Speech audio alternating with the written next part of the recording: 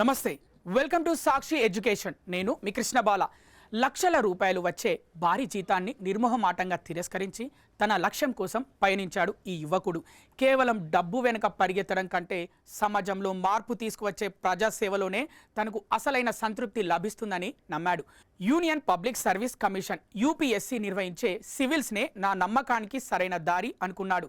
ఇక ఎలాంటి ఆలస్యం చేయకుండా యూపీఎస్సీ సివిల్స్ ప్రిపరేషన్ ప్రారంభించాడు. అనుకున్నదే తడవుగా పట్టుదలతో శ్రమించి 2018లో తన మొదటి ప్రయత్నంలోనే సివిల్ సర్వీసెస్ పరీక్షలో ఆల్ ఇండియా 184వ ర్యాంక్ సాధించి ఐపీఎస్ అధికారిగా ఎంపికయ్యాడు. ఇతనే నాగపూర్కు చెందిన యువ ఐపీఎస్ అధికారి అర్చిత్ చాండక్.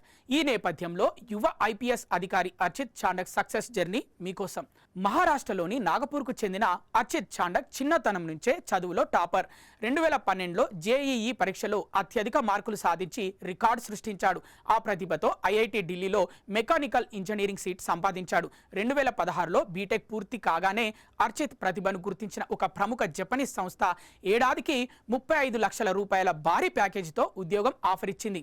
ఏ ఇంజనీరింగ్ విద్యార్థికైనా ఇది ఒక కలల ఉద్యోగం. కానీ అర్చిత్ మనసు కార్పొరేట్ ప్రపంచంలో స్థిరపడటానికి ఇష్టపడలేదు. సాధారణంగా నేటి యువత కోట్లలో ప్యాకేజీలు, విదేశీ లగ్జరీ జీవితం కోసం పరిగెడుతుంటే ఈ యువకుడు మాత్రం తనకు వచ్చిన భారీ ఆఫర్ను సున్నితంగా తిరస్కరించాడు. ఐఐటి ఢిల్లీ లాంటి ప్రతిష్టాత్మక సంస్థలో చదివి నెలకు లక్షల్లో జీతం ఇచ్చే జపనీస్ కంపెనీ ఉద్యోగాన్ని వద్దనుకొని దేశ సేవ కోసం కాకి యూనిఫామ్ ధరించాడు. ప్రస్తుతం అర్చిత్ మహారాష్ట్రలోని అకోలా జిల్లా ఎస్పీగా బాధ్యతలు నిర్వహిస్తున్నాడు. నిజమైన విజయం అనేది కేవలం జీతం చూసి రాదని, మన ఆశయానికి తగ్గట్టు కెరీర్ని ఎంచుకున్నప్పుడే వస్తుందని నిరూపించాడు అర్చిత్.